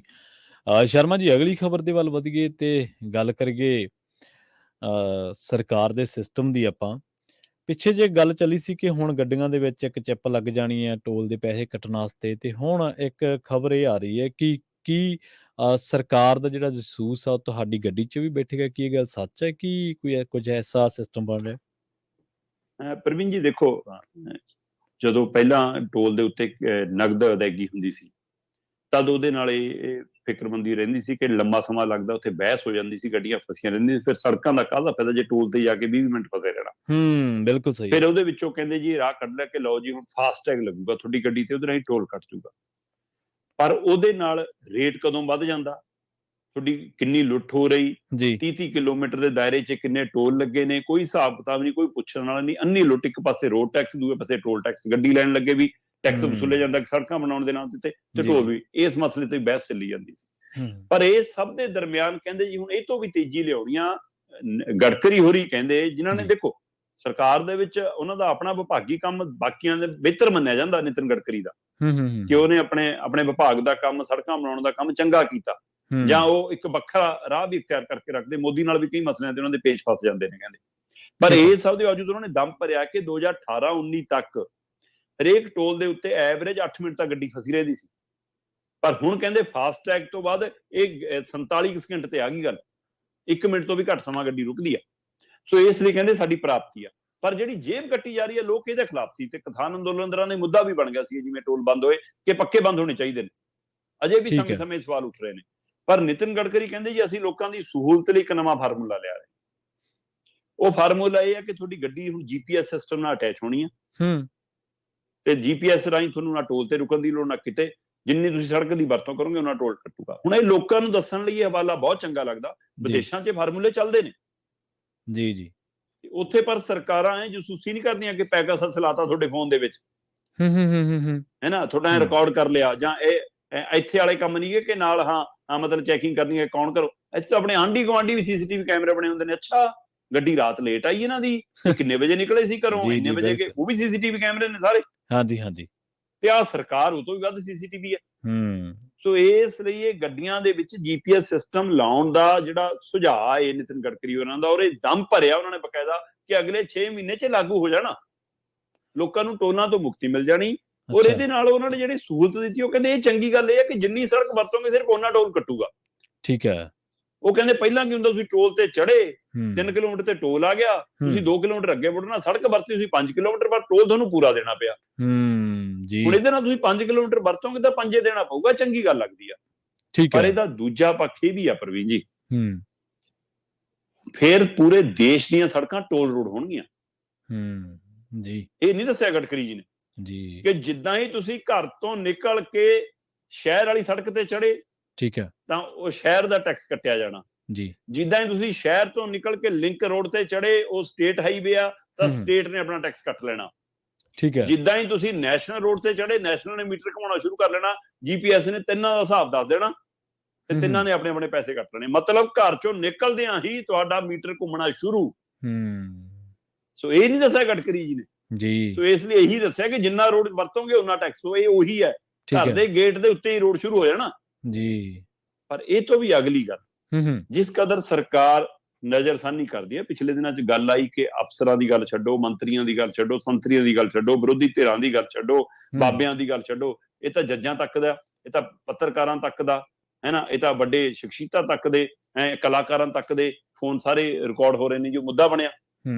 ਉਸੇ ਤਰ੍ਹਾਂ ਜੇਕਰ ਨੂੰ ਤੁਹਾਡੇ ਮੋਬਾਈਲ ਦੇ ਨਾਲ ਪਤਾ ਲੱਗਦਾ ਕਿ ਕਿੱਥੇ ਜਾ ਰਹੇ ਹੋ, ਕਿੱਥੇ ਨਹੀਂ, ਜੇਕਰ ਸਰਕਾਰ ਚਾਹਵੇ, ਤੇ ਜੇ ਗੱਡੀ 'ਚ GPS ਫਿੱਟ ਹੋ ਕੇ ਆ ਗਿਆ, ਤਾਂ ਇਹ ਗੱਡੀ ਕੱਲ ਕਿੱਥੇ ਸੀ, ਅੱਜ ਕਿੱਥੇ ਗਈ, ਕਿਹਦੇ ਘਰੇ ਗਈ, ਕਿਹਨੂੰ ਮਿਲੇ, ਕਿੱਥੋਂ ਆਏ, ਕਿੱਥੇ ਜਾ ਰਹੇ ਹੋ, ਕਿਹੜੀ ਗੱਡੀ ਨੂੰ ਟਰੈਕ ਕਰਨਾ, ਇਹ ਸਾਰਾ ਕੁਝ ਸਰਕਾਰ ਦੇ ਰਿਕਾਰਡ 'ਚ ਹੋਊਗਾ। ਫਿਰ ਇਹ GPS ਹੈ ਜਾਂ ਸਰਕਾਰ ਦਾ ਜਸੂਸ ਹੈ? ਸੋ ਇਹ GPS ਤੁਹਾਡੀ ਗੱਡੀ ਦੇ ਵਿੱਚ ਸਰਕਾਰੀ ਜਸੂਸ ਬਣ ਕੇ ਸਵਾਰ ਹੋਣ ਜਾ ਰਿਹਾ। ਅਗਲੇ 6 ਮਹੀਨੇ ਤੋਂ ਤਿਆਰ ਹੋ ਜਾਓ, ਤੁਹਾਡੀ ਨਿੱਜਤਾ ਜਿਹੜੀ ਮਾੜੀ ਮੋਟੀ ਬਚੀ ਆ ਉਹ ਵੀ ਖਤਮ ਹੋ ਜਾਏਗੀ। ਜੀ ਬਿਲਕੁਲ। ਅਗਲੀ ਖਬਰ ਦੇ ਵੱਲ ਵਧੀਆ ਸ਼ਰਮਾ ਜੀ, ਤੇ ਗੱਲ ਕਰੀਏ ਪੰਜਾਬ ਦੀ ਸਿਆਸਤ ਦੀ। ਕਹਿੰਦੇ ਪੇਪਰਾਂ ਇਮਤਿਹਾਨਾਂ ਦੇ ਚੱਕਰਾਂ 'ਚ ਹੀ ਸਰਕਾਰ ਫਸੀ ਪਈ ਹੈ।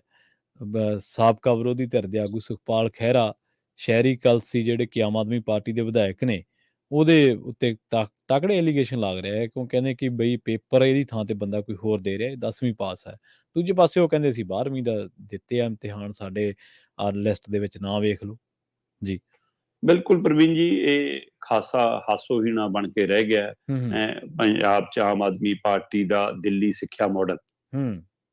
ਸੋ ਇਹ ਸਿੱਖਿਆ ਮਾਡਲ ਦਾ ਜਨਾਜ਼ਾ ਨਿਕਲਣ ਵਾਲੀਆਂ ਗੱਲਾਂ ਜਦੋਂ ਇਹ ਜਿਹੀਆਂ ਗੱਲਾਂ ਆਉਣ ਲੱਗ ਜਾਣ। ਜੀ ਜੀ। ਸੁਖਪਾਲ ਖਹਿਰਾ ਹੋਰੀ ਕਹਿੰਦੇ ਕਿ ਆਮ ਆਦਮੀ ਪਾਰਟੀ ਦਾ ਬਟਾਲੇ ਤੋਂ MLA ਸ਼ਹਿਰੀ ਕਲਸੀ ਕਹਿੰਦੇ ਜੀ ਬਾਬਾ ਬਕਾਲਾ ਜਾ ਕੇ ਗਰਲ ਸੀਨੀਅਰ ਸੈਕੰਡਰੀ ਸਕੂਲ ਦੇ ਵਿੱਚ 12ਵੀਂ ਦਾ ਪੇਪਰ ਦੇ ਰਿਹਾ ਕਾਗਜ਼ਾਂ 'ਚ, ਤੇ ਪਰ ਪੇਪਰ ਦੇ ਰਿਹਾ ਹਕੀਕਤ 'ਚ ਕੋਈ ਹੋਰ। ਜੀ ਜੀ। ਤੇ ਉਸੇ ਸੈਂਟਰ ਦੇ ਵਿੱਚ ਉਹਦੀ ਘਰ ਵਾਲੀ ਵੀ ਪੇਪਰ ਦੇ ਰਹੀ ਹੈ। ਕਹਿੰਦੇ ਲੱਗਦਾ ਸਾਨੂੰ ਇਹ ਹੈ ਕਿ ਉਹਦਾ ਪੇਪਰ ਵੀ ਕੋਈ ਹੋਰ ਕਰ ਰਿਹਾ। ਠੀਕ ਹੈ, ਪਰ ਅਸੀਂ ਉਹ ਧੀ ਭੈਣ ਹੈ, ਬਹੂ ਆ, ਅਸੀਂ ਉਸ ਮਾਮਲੇ 'ਚ ਨਹੀਂ ਕੁਛ ਕਹਿੰਦੇ। ਪਰ ਆਹ ਕਲਸੀ ਦੇ ਮਾਮਲੇ 'ਚ ਸਾਨੂੰ ਦੱਸੋ ਕਿ ਇਹਦਾ ਪੇਪਰ ਕੌਣ ਦੇ ਰਿਹਾ? ਤਾਂ ਜੀ MLA ਹੋਸਟਲ 'ਚ ਬੈਠਾ ਜੀ, ਇਹ ਤਾਂ ਚੰਡੀਗੜ੍ਹ 'ਚ ਫਿਰ ਰਿਹਾ ਜੀ, ਇਹ ਇੱਥੇ ਹੈ ਹੀ ਨਹੀਂ। ਤੀਜਾ ਪੇਪਰ ਹੈ ਜੀ, ਪਹਿਲੇ ਪੇਪਰ ਕਿਹਨੇ ਦਿੱਤੇ? ਹੁਣ ਵੀ ਪੇਪਰ ਕੋਈ ਹੋਰ ਦੇ ਰਿਹਾ ਜੀ। ਆਹ ਦੇਖੋ, ਆ ਮਾਸਟਰ ਜਿਹੜਾ ਉਹਦਾ ਸਮਾਇਤੀ ਇੱਕ ਮੈਚ 'ਚ ਬੋਲੀ ਜਾਂਦਾ ਸੀ, ਨਾਲੇ ਪੰਗਾ ਲੈ ਰਿਹਾ ਸੀ ਉਹਦੇ ਨਾਲ, ਕਹਿੰਦੇ ਆਹ ਦੇਖੋ ਜੀ।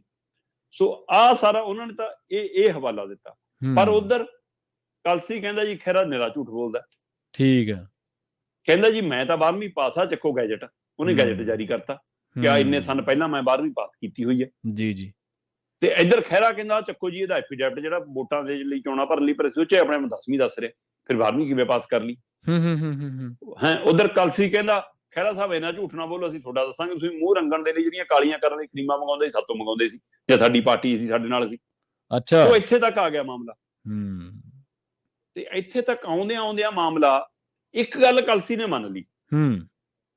ਕਹਿੰਦਾ ਜੀ ਹਾਂ, ਉਹ ਮੇਰੀ ਘਰ ਵਾਲੀ ਦਾ ਰੋਲ ਨੰਬਰ ਆ, ਮੇਰੀ ਘਰ ਵਾਲੀ ਦਾ ਨਾਂ ਹੈ, ਉਹਦਾ ਰਿਕਾਰਡ ਆ, ਉਹ ਪੇਪਰ ਦੇ ਰਹੀ ਆ। ਪਰ ਜਿਹੜਾ ਥੱਲੇ ਨਾਂ ਹੈ, ਕਹਿੰਦਾ ਨਾਂ ਮੇਰਾ ਹੀ ਆ। ਜੀ ਜੀ। ਜਾਣਕਾਰੀ ਮੇਰੀ ਉਹ ਆ। ਹੋ ਸਕਦਾ ਕਹਿੰਦਾ ਘਰ ਵਾਲੀ ਦੇ ਫਾਰਮ ਭਰਨ ਲੱਗਿਆ ਕਿਸੇ ਤੋਂ ਗਲਤੀ ਹੋ ਗਈ ਹੋਵੇ, ਕਿਸੇ ਨੇ ਸ਼ਰਾਰਤ ਕਰ ਲਈ ਹੋਵੇ। ਨਾਂ ਮੇਰਾ, ਰੋਲ ਨੰਬਰ ਮੇਰਾ, ਮੈਂ ਉੱਥੇ, ਪਰ ਕਹਿੰਦੇ ਜੀ ਗੈਰ ਹਾਜ਼ਰ ਹਾਂ। ਜਿਹੜੀ ਸਕਾਟ ਆਈ, ਜਾਂਚ ਟੀਮ ਆਈ, ਜਿਹਨੇ ਛਾਪਾ ਮਾਰਿਆ, ਫਲੈਗ ਕਹਿੰਦੇ ਆ, ਜਿਵੇਂ ਆਪਣੀ ਫਲੈਗ ਪੈ ਗਈ ਹੈ ਨਾ। ਸੋ ਜਿਹੜੀ ਉਹ ਫਲੈਗ ਪਈ, ਉਹ ਕਹਿੰਦੇ ਜੀ, ਉਹ ਕਹਿੰਦੀ ਹੈ ਕਿ ਉੱਥੇ ਸੀਟ ਤੇ ਨਹੀਂ ਸੀ ਕੋਈ MLA ਦਾ ਜਿਹੜਾ ਰੋਲ ਨੰਬਰ, ਉਹ ਤਾਂ ਗੈਰ ਹਾਜ਼ਰ ਆ ਜੀ ਬੰਦਾ। ਠੀਕ ਹੈ। ਕੀ ਉਹ ਪਿਛਲੇ ਸਾਰੇ ਪੇਪਰਾਂ ਤੋਂ ਗੈਰ ਹਾਜ਼ਰ ਚੱਲਿਆ ਆ ਰਿਹਾ? ਕੀ ਖਹਿਰੇ ਦੀ ਕਾਰਵਾਈ ਤੋਂ ਬਾਅਦ ਫਲੈਗ ਉੱਥੇ ਗੈਰ ਹਾਜ਼ਰ ਸਾਬਤ ਕਰਨ ਆਈ ਜਾਂ ਗੈਰ ਹਾਜ਼ਰ ਸੀ? ਜਿਹੜਾ ਬੰਦਾ ਖਹਿਰੇ ਨੂੰ ਰੋਕ ਰਿਹਾ ਸੀ ਬਾਹਰ, ਖਹਿਰੇ ਨਾਲ ਬਹਿਸ ਰਿਹਾ ਸੀ, ਜਿਹੜਾ ਦੱਸਦੇ ਕਿ ਉਹ ਕਲਸੀ ਦੀ ਧਰਮ ਪਤਨੀ ਨਾਲ ਆਇਆ ਸੀ, ਹੈਨਾ, ਉਹ ਬੰਦਾ ਅੰਦਰ ਇੱਕ ਫੋਟੋ ਦਿਖਾ ਰਿਹਾ ਖਹਿਰਾ, ਕਿਆ ਦੇਖੋ ਜੀ ਅੰਦਰ ਪੇਪਰ ਕਰਾ ਰਿਹਾ ਉਹ ਬੰਦਾ, ਜਦੋਂ ਕਿ ਉਹਦੀ ਨਾ ਉੱਥੇ ਡਿਊਟੀ ਆ, ਨਾ ਉਹਦਾ ਕੁਛ ਕੰਮ ਹੈ। ਸੋ ਇਹ ਇੰਨਾ ਸਾਰਾ ਕੁਛ ਉਲਝਣ ਤਾਣੀ ਹੋ ਗਈ। ਤੋ ਇਹਦਾ ਮਤਲਬ ਜੇਕਰ ਕਿਸੇ ਦੇ ਗਲਤ ਰੋਲ ਨੰਬਰ ਵੀ ਛਾਪ ਰਹੇ ਨੇ, ਗਲਤ ਨਾਂ ਵੀ ਛਾਪ ਰਹੇ ਨੇ, ਤਾਂ ਵੀ ਤਾਂ ਸਵਾਲ ਹੈ ਜੀ। ਮਤਲਬ ਇੱਕ MLA ਦਾ ਨਾਂ ਛਪ ਜਾਵੇ ਜੇ ਉਹ ਪੇਪਰ ਨਹੀਂ ਦੇ ਰਿਹਾ, ਤੇ ਜੇ 3 ਪੇਪਰਾਂ ਤੋਂ ਗੈਰ ਹਾਜ਼ਰ ਆ, ਕਿਹਨੇ ਪਤਾ ਕੀਤਾ ਕਿ ਬੰਦਾ ਕਿਉਂ ਨਹੀਂ ਆ ਰਿਹਾ, ਭਾਈ ਕੀ ਕਰਨਾ? ਜੀ ਜੀ, ਬਿਲਕੁਲ। ਤੇ ਉਹਦੀ ਘਰ ਵਾਲੀ ਜੇਕਰ ਉੱਥੇ ਆ ਰਹੀ ਆ, ਤੇ ਉਹਨੂੰ ਪੁੱਛਦੇ ਕਿ ਭਾਈ ਇਹ ਤੇਰੀ ਘਰ ਵਾਲੇ ਦਾ ਰੋਲ ਨੰਬਰ ਹੈ, ਫਿਰ ਤਾਂ ਪਤਾ ਹੀ ਹੋਊ। ਸੋ ਇਹ ਇੰਨਾ ਉਲਝਣ ਤਾਣੀ ਹੋ ਗਈ ਆ। ਪਰ ਸੁਖਪਾਲ ਖਹਿਰਾ ਜਿਵੇਂ ਖੜ ਕੇ ਉੱਥੇ ਲਾਈਵ ਹੋ ਕੇ ਗਿਆ, ਜਿਹੜੇ ਤੱਥ ਦੱਸੇ, ਅੰਕੜੇ ਦੱਸੇ, ਉਹਦੇ ਵਿੱਚ ਕਲਸੀ ਘਿਰਦੇ ਨਜ਼ਰ ਆਉਂਦੇ ਨੇ। ਤੇ ਕਲਸੀ ਨੇ ਜਿਹੜਾ ਪੱਖ ਦੱਸਿਆ, ਉਹਦੇ ਵਿੱਚ ਉਹ ਆਪਣੇ ਆਪ ਨੂੰ ਬੇਦਾਗ ਦੱਸ ਰਹੇ ਨੇ ਕਿ ਆਹ ਚੱਕੋ ਜੀ ਮੇਰਾ ਰਿਕਾਰਡ, ਮੈਂ ਫਿਰ ਉੱਥੇ ਪੇਪਰ ਦੇਣ ਜਾਣਾ ਹੀ ਕਿਉਂ, ਜਦੋਂ ਮੈਂ ਤਾਂ 12ਵੀਂ ਪਾਸ ਆ। ਤੇ ਉਹਨਾਂ ਨੇ ਨਿੱਜੀ ਸਵਾਲ ਵੀ ਖੜੇ ਕੀਤੇ ਨੇ। ਸੋ ਕਿਤੇ ਨਾ ਕਿਤੇ ਸਿੱਖਿਆ ਦਾ ਪੰਜਾਬ ਦੀ ਜਿਹੜੀ ਸਿੱਖਿਆ ਮਾਡਲ ਹੈ, ਉਹ ਸਵਾਲੀਆ ਘੇਰੇ 'ਚ ਤਾਂ ਆ ਗਈ ਆ। ਆਉਣ ਵਾਲੇ ਦਿਨਾਂ 'ਚ ਇਹਦੇ ਹੋਰ ਤੱਥ ਵੀ ਸਾਹਮਣੇ ਆ ਸਕਦੇ ਆ ਜੀ। ਤੇ ਗੱਲ ਕਰੀਏ ਸ਼ਰਮਾ ਜੀ ਕਿਸਾਨੀ ਦੀ। ਕਿਸਾਨੀ ਹੁਣ ਕਿਉਂਕਿ ਮੌਸਮ ਸਾਜ਼ਗਾਰ ਨਹੀਂ ਹੈ, ਮੌਸਮ ਦੇ ਹਾਲਾਤ ਕੋਈ ਬਹੁਤੇ ਚੰਗੇ ਨਹੀਂ ਹੈ। ਕਿਸਾਨ ਜਿਨ੍ਹਾਂ ਨੇ ਕਣਕ ਦੀ ਫਸਲ ਹੈ, ਜਿਨ੍ਹਾਂ ਨੇ ਕੋਈ ਸਬਜ਼ੀਆਂ ਫਲਾਂ ਦਾ ਉਤਪਾਦਨ ਕਰਦੇ ਆ, ਉਹਨਾਂ ਨੂੰ ਕਾਫੀ ਘਾਟਾ ਪਿਆ, ਕਿਉਂਕਿ ਮੌਸਮ ਕਾਫੀ ਖਰਾਬ ਰਿਹਾ। ਖਾਸ ਕਰਕੇ ਫਾਜ਼ਿਲਕਾ, ਹਬੋਰ ਦੇ ਇਲਾਕਿਆਂ ਦੇ ਵਿੱਚ ਤਾਂ ਬਹੁਤ ਤਬਾਹੀ ਮਚਾਈ ਹੈ ਇਸ ਬਦਲੇ ਮੌਸਮ ਨੇ। ਪਰ ਹਲੇ ਵੀ ਕਹਿੰਦੇ ਰੱਬ ਟਲਿਆ ਨਹੀਂ ਹੈ। ਦੁਨੀਆ ਭਰ ਦੇ ਵਿੱਚ ਮਹਿਕ ਖੰਡਾਵੇਗੀ ਪੰਜਾਬ ਦੀ ਬਾਸਮਤੀ। ਖਬਰ ਥੋੜੀ ਰਾਹਤ ਵਾਲੀ ਹੈ, ਕੀ ਕਹਿੰਦੀ ਹੈ ਤਫਸੀਲ ਇਹਦੀ? ਪ੍ਰਵੀਨ ਜੀ, ਬਿਲਕੁਲ ਤੁਹਾਡੀ ਗੱਲ ਦਰੁਸਤ ਹੈ ਕਿ ਪਿਛਲੇ 24 ਘੰਟਿਆਂ ਤੋਂ ਵੱਧ ਸਮੇਂ ਤੋਂ ਪੰਜਾਬ 'ਚ ਮੀਂਹ ਪੈ ਰਿਹਾ, ਹਰਿਆਣਾ 'ਚ ਮੀਂਹ ਪੈ ਰਿਹਾ, ਦਿੱਲੀ ਖੇਤਰ 'ਚ ਮੀਂਹ ਪੈ ਰਿਹਾ। ਕੱਲ੍ਹ ਤੇਜ਼ ਹਵਾਵਾਂ ਵੀ ਚੱਲੀਆਂ, ਗੜੇਮਾਰੀ ਵੀ ਪੰਜਾਬ 'ਚ ਕਈ ਥਾਵਾਂ ਤੇ ਹੋਈ, ਫਸਲਾਂ ਵਿਛ ਗਈਆਂ ਸਾਡੀਆਂ, ਹੈਨਾ। ਜਿਹੜੀਆਂ ਧਰਤੀ ਹੇਠਲੇ ਜਿਵੇਂ ਖੀਰਾ ਹੁੰਦਾ ਹੈ, ਘੀਆ ਹੁੰਦਾ ਹੈ, ਹੈਨਾ, ਉਹ ਜਿਹੜੀਆਂ ਚੀਜ਼ਾਂ ਲੱਗਦੀਆਂ ਨੇ, ਉਹ ਵੇਲਾਂ ਵਾਲੀਆਂ ਚੀਜ਼ਾਂ, ਹੈਨਾ, ਉਹ ਸਾਰੀਆਂ ਦਾ ਖਾਸਾ ਨੁਕਸਾਨਿਆ ਗਿਆ। ਸੋ ਸਬਜ਼ੀਆਂ ਭਾਜੀਆਂ ਦਾ ਬਹੁਤ ਨੁਕਸਾਨ ਹੋਇਆ। ਪਰ ਇਹ ਸਭ ਦੇ ਬਾਵਜੂਦ ਵੀ ਸਰਕਾਰਾਂ ਨੂੰ ਅਜੇ ਵੀ ਲੱਗਦਾ, ਆਪਾਂ ਤੋਮਰ ਦੀ ਉਦਣ ਗੱਲ ਕਰ ਸੀ, ਉਹ ਕਹਿੰਦਾ ਨਹੀਂ ਜੀ ਇੰਨਾ ਨੁਕਸਾਨ ਨਹੀਂ ਹੋਇਆ ਨਾ। ਸੋ ਇਸ ਲਈ ਫਿਕਰ ਹੁੰਦੀ ਨਹੀਂ। ਇਸ ਮੌਕੇ ਵੀ ਪੰਜਾਬ 'ਚ ਮੀਂਹ ਪੈ ਰਿਹਾ ਜੀ, ਜਦੋਂ ਆਪਾਂ ਹੁਣ ਇਸ ਮੌਕੇ ਗੱਲ ਕਰ ਰਹੇ ਹਾਂ, ਔਰ ਤੇਜ਼ ਮੀਂਹ ਹੈਨਾ ਹਵਾਵਾਂ ਨਾਲ ਪੈ ਰਿਹਾ। ਇਹ ਵੱਡੀ ਫਿਕਰ ਹੁੰਦੀ ਹੈ। ਕਈ ਤਾਂ ਘੱਟ ਹੈ, ਕਈ ਤਾਂ ਵੱਧ ਹੈ, ਲਗਭਗ ਪੂਰੇ ਪੰਜਾਬ 'ਚ ਮੀਂਹ ਹੈ। ਇਹਦਾ ਮਤਲਬ ਫਸਲ ਦਾ ਹੋਰ ਨੁਕਸਾਨ ਹੋਣ ਦਾ ਖਤਰਾ ਖੜਾ। ਪਰ ਦੂਜੇ ਪਾਸੇ ਅਗਲੀ ਫਸਲ ਦੀ ਘਾਸ ਵੱਜਦੀ ਨਜ਼ਰ ਆ ਰਹੀ ਜੀ ਜੀ। ਪੰਜਾਬ ਦਾ ਖੇਤੀਬਾੜੀ ਵਿਭਾਗ ਇਸ ਮਸਲੇ ਤੇ ਇਹ ਜ਼ੋਰ ਜਮਾਇਸ਼ ਲਈ ਆ ਰਿਹਾ ਕਿ ਅਸੀਂ ਹੁਣ ਜਿਹੜਾ ਪੰਜਾਬ ਦਾ ਰਕਬਾ ਏ ਖੇਤੀ ਹੇਠਲਾ, ਉਹਦੇ ਵਿੱਚੋਂ ਝੋਨੇ ਵਾਲਾ ਖਾਸ ਕਰ ਜਿਹੜਾ ਰਕਬਾ ਹੈ ਉਹਦੇ ਵਿੱਚੋਂ ਉਹਨੂੰ ਬਾਸਮਤੀ ਤੇ ਵੱਧ ਲੈ ਜੀ। ਬੇਸ਼ੱਕ ਚੌਲ ਹੈ, ਪਰ ਬਾਸਮਤੀ ਇੱਕ ਅਜਿਹੀ ਕਿਸਮ ਹੈ ਜਿਹੜੀ ਪਾਣੀ ਦੀ ਖਪਤ ਵੀ ਘੱਟ ਲੈਂਦੀ ਹੈ, ਸਮਾਂ ਵੀ ਘੱਟ ਲੈਂਦੀ ਹੈ, ਔਰ ਵਿਦੇਸ਼ਾਂ 'ਚ ਇਹਦੀ ਮੰਗ ਵੀ ਬਹੁਤ ਹੈ ਜੀ। ਸੋ ਇਸ ਨੂੰ ਆਧਾਰ ਬਣਾ ਕੇ ਬਕਾਇਦਾ ਖੇਤੀਬਾੜੀ ਵਿਭਾਗ ਨੇ ਇੱਕ 20 ਏਕੜ ਦਾ ਇੱਕ ਮਾਡਲ ਤਿਆਰ ਕੀਤਾ। ਉੱਥੇ ਇਹਦੀ ਮਤਲਬ ਸਾਰਾ ਉਸ ਤੇ ਤਕਨੀਕ ਤੇ ਕੰਮ ਕੀਤਾ ਜਾ ਰਿਹਾ। ਵੱਖਰੀਆਂ ਲੈਬ ਤਿਆਰ ਕਰ ਲਈਆਂ ਤਾਂ ਕਿ ਕਿਸਾਨਾਂ ਨੂੰ ਜਿਨ੍ਹਾਂ ਤੋਂ ਬਾਸਮਤੀ ਪੈਦਾ ਕਰਾਈ ਜਾਵੇ, ਜਿਹੜੀ ਪੈਦਾ ਕਰਨ, ਉਹਨਾਂ ਦੀ ਉਸ ਲੈਬ 'ਚ ਆ ਕੇ ਟੈਸਟਿੰਗ ਹੋਵੇ। ਜੇਕਰ ਉਹ ਬਿਲਕੁਲ ਪੈਮਾਨੇ ਨਾਲ ਨਿਕਲਦੀ ਹੈ ਤਾਂ ਬਾਹਰਲੀਆਂ ਕੰਪਨੀਆਂ ਨਾਲ ਇਹਨਾਂ ਦਾ ਐਗਰੀਮੈਂਟ ਹੋ ਗਿਆ ਲਗਭਗ, ਤੇ ਉਹ ਜਾਰੀ ਹੈ, ਤੇ ਉਹਦੇ ਰਾਹੀਂ ਉੱਥੇ ਐਕਸਪੋਰਟ ਹੋਏਗੀ ਜੀ। ਸੋ ਉਹਦੇ ਨਾਲ ਕਿਸਾਨਾਂ ਨੂੰ ਵੀ ਵੱਡਾ ਲਾਭ ਮਿਲ ਸਕਦਾ। ਮੈਂ ਦੇਖ ਰਿਹਾ ਸੀਗਾ, ਉਹ ਕਹਿੰਦੇ ਕਿ ਇਸ ਵਾਰ ਅਸੀਂ ਮਤਲਬ ਵਧਾਉਣੀ ਹੈ ਜ਼ਮੀਨ ਜਿੰਨੀ ਸਾਡੀ ਹੈਗੀ ਹੈ, ਕਿ ਅਸੀਂ ਦੁੱਗਣੀ ਜ਼ਮੀਨ ਇਹਦੇ ਥੱਲੇ ਲਿਆਉਣੀ ਹੈ ਹੈਕਟਰ ਦੇ ਵਿੱਚ। 40% ਬਾਸਮਤੀ ਸਾਡੀ ਦੁਨੀਆ ਭਰ 'ਚ ਜਿੰਨੀ ਬਾਸਮਤੀ ਐਕਸਪੋਰਟ ਹੁੰਦੀ ਹੈ, ਉਹ 'ਚੋਂ 40% ਪੰਜਾਬ ਦੀ ਬਾਸਮਤੀ ਐਕਸਪੋਰਟ ਹੁੰਦੀ ਹੈ।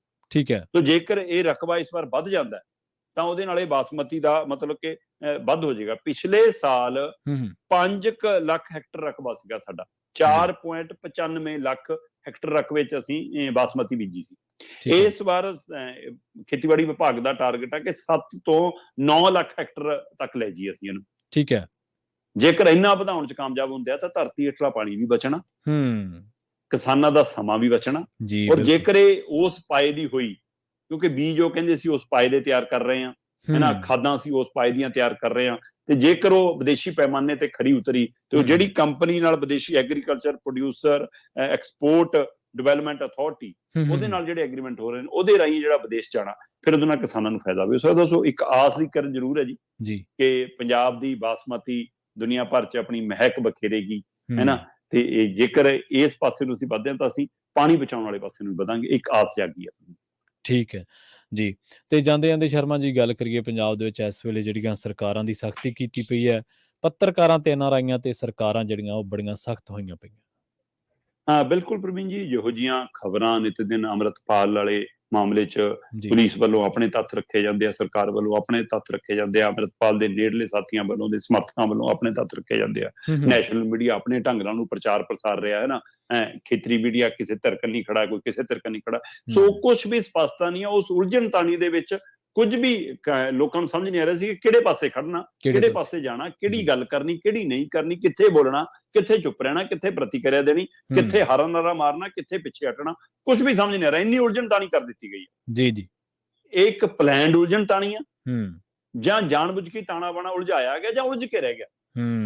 ਇਹ ਸਾਰੇ ਸਵਾਲ ਅਜੇ ਖੜੇ ਨੇ, ਪਰ ਇਹ ਸਭ ਦੇ ਦਰਮਿਆਨ ਹੀ ਪਤਾ ਇਹ ਲੱਗ ਰਿਹਾ ਕਿ ਸਰਕਾਰਾਂ ਨੇ ਕੁਝ NRIਆਂ ਦੇ, ਖਾਸ ਕਰ ਜਿਨ੍ਹਾਂ ਕੋਲ ਭਾਰਤੀ ਨਾਗਰਿਕਤਾ, ਠੀਕ ਹੈ, ਪਰ ਵਿਦੇਸ਼ਾਂ 'ਚੋਂ ਕਿਤੇ ਸੋਸ਼ਲ ਮੀਡੀਆ ਦੇ ਉੱਤੇ, ਕਿਤੇ ਉਹ ਪ੍ਰਦਰਸ਼ਨਾਂ 'ਚ, ਕਿਤੇ ਉਹ ਧਰਨੇ 'ਚ, ਕਿਤੇ ਉਹ ਕਿਸੇ ਬਿਆਨਬਾਜ਼ੀ 'ਚ ਨਜ਼ਰ ਆ ਰਹੇ ਨੇ, ਉਹਨਾਂ ਦੇ ਉੱਤੇ FIR ਸ਼ੁਰੂ ਕਰ ਦਿੱਤੀਆਂ, ਉਹਨਾਂ ਦੇ ਪਾਸਪੋਰਟ ਰੱਦ ਕਰਨੇ ਸ਼ੁਰੂ ਕਰ ਦਿੱਤੇ। ਤੇ ਇਸੇ ਤਰ੍ਹਾਂ ਦੀ ਖਬਰ ਹੈ ਕਿ ਪੰਜਾਬ ਦੇ ਵਿੱਚ ਕੁਝ ਮੀਡੀਆ ਅਦਾਰਿਆਂ ਤੇ, ਕੁਝ ਸੋਸ਼ਲ ਮੀਡੀਆ ਦੇ ਅਦਾਰਿਆਂ ਤੇ, ਕੁਝ ਨਿੱਜੀ ਪੱਤਰਕਾਰਾਂ ਦੇ ਪਿੰਡਾਂ 'ਚ ਪੁਲਿਸ ਭੇਜੀ ਗਈ। ਪੁਲਿਸ ਉਹਨਾਂ ਦੇ ਘਰਾਂ 'ਚ ਗਈ, ਜੇ ਘਰੇ ਕੋਈ ਨਹੀਂ ਤਾਂ ਪਿੰਡ ਦੇ ਮੋਹਤਬਰ ਬੰਦਿਆਂ ਕੋਲ ਗਈ, ਉਹਨਾਂ ਦਾ ਰਿਕਾਰਡ ਇਕੱਠਾ ਕੀਤਾ, ਜਦੋਂ ਕਿ ਪੰਜਾਬ ਦੇ ਵਿੱਚ ਲੋਕ ਸੰਪਰਕ ਵਿਭਾਗ ਕੋਲ ਹਰੇਕ ਪੱਤਰਕਾਰ ਦਾ ਰਿਕਾਰਡ ਬਿਲਕੁਲ ਸਹੀ ਹੈ, ਹਰੇਕ ਪੱਤਰਕਾਰ ਦਾ ਫੋਨ ਨੰਬਰ ਆ, ਹਰੇਕ ਪੱਤਰਕਾਰ ਦਾ ਪਤਾ ਕਿ ਉਹ ਕਿੱਥੇ ਰਹਿੰਦਾ। ਜੇ ਉਹਨੂੰ ਪੁੱਛਣਾ ਸੀ ਲੋਕ ਸੰਪਰਕ ਵਿਭਾਗ ਬੁਲਾ ਲੈਂਦਾ, ਪੁਲਿਸ ਉਹਨਾਂ ਦੇ ਹਵਾਲੇ ਨਾਲ ਬੁਲਾ ਲੈਂਦੀ, ਹੈਨਾ, ਉਹਨਾਂ ਦੇ ਦਫ਼ਤਰ ਫੋਨ ਕਰ ਲੈਂਦੇ, ਹੈਨਾ। ਇਹ ਸਾਰਾ ਕੁਝ ਕਰਨ ਦੀ ਬਜਾਏ ਸਿੱਧਾ ਸਿੱਧਾ ਉਹਨਾਂ ਦੇ ਜੱਦੀ ਥਾਵਾਂ ਤੇ, ਉਹਨਾਂ ਦੇ ਪੁਸਤੈਨੀ ਥਾਵਾਂ ਤੇ, ਉਹਨਾਂ ਦੇ ਪਿੰਡਾਂ ਦੇ ਵਿੱਚ, ਉਹਨਾਂ ਦੇ ਘਰਾਂ ਦੇ ਵਿੱਚ, ਉਹਨਾਂ ਦੇ ਸ਼ਹਿਰਾਂ ਦੇ ਵਿੱਚ, ਜਿੱਥੇ ਉਹਨਾਂ ਦੇ ਪੁਰਾਣੇ ਪੱਕੇ ਟਿਕਾਣੇ ਨੇ, ਉੱਥੇ ਪੁਲਿਸ ਦਾ ਜਾਣਾ। ਬੇਸ਼ੱਕ ਉਹ ਕਹਿ ਕੇ ਕੁਛ ਨਹੀਂ ਆਏ, ਕੋਈ ਧਮਕੀ ਨਹੀਂ ਕਿਸੇ ਨੂੰ, ਕੋਈ ਕੁਛ ਨਹੀਂ, ਸਿਰਫ ਪੁੱਛ ਪੜਤਾਲ ਜੀ, ਨਾਂ ਲਿਖਾ ਦਿਓ, ਆ ਜਿਓ ਜੀ, ਥਾਣੇ ਪੇਸ਼ ਹੋ ਜਿਓ ਜੀ, ਮਿਲਣਾ ਸਾਹਿਬ ਨੇ ਜੀ, ਗੱਲ ਕਰਨੀ ਆ, ਇਹੋ ਜਿਹੇ ਹਵਾਲੇ ਨੇ।